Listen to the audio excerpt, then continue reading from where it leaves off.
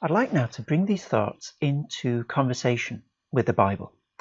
And the first question that I want to ask is every other wholly other for the Bible?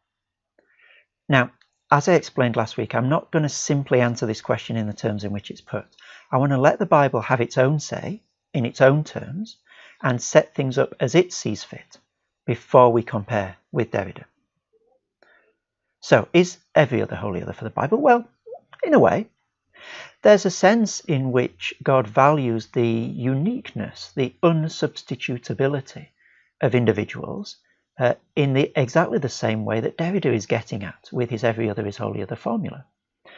So there's the parable of the lost sheep in Luke 15, where it's not good enough that 99 sheep remain in the fold.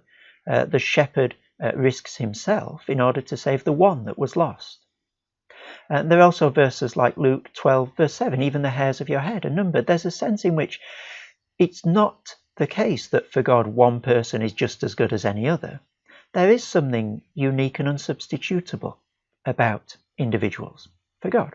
So yes, in that sense, every other is wholly other for the Bible. But not in the sense that there's no common measure between different things. Biblical Christianity, in fact, leads us to expect a harmony between unity and diversity.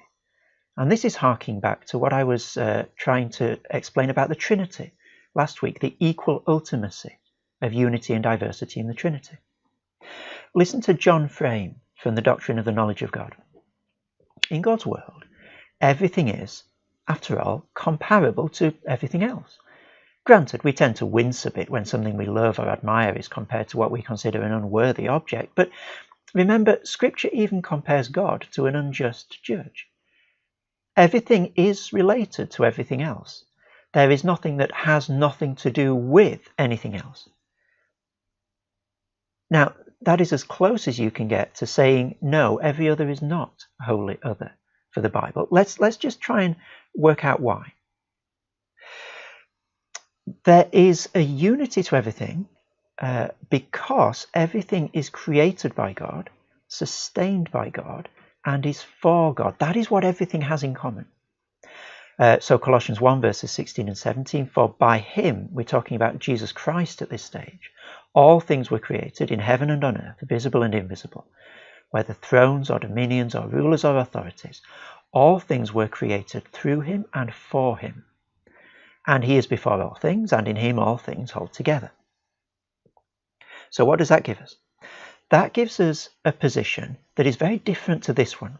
This is Derrida's every other is wholly other.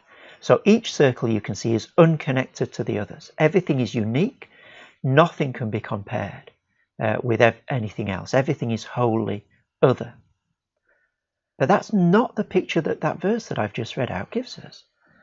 The picture from the verse is something more like this. There are still the different entities and ideas in the world, but now they're all related to Jesus Christ. He made them, he sustains them, and they are for him. So two different people are not wholly other to each other because they're both in the image of God, sustained by God, and for Jesus Christ.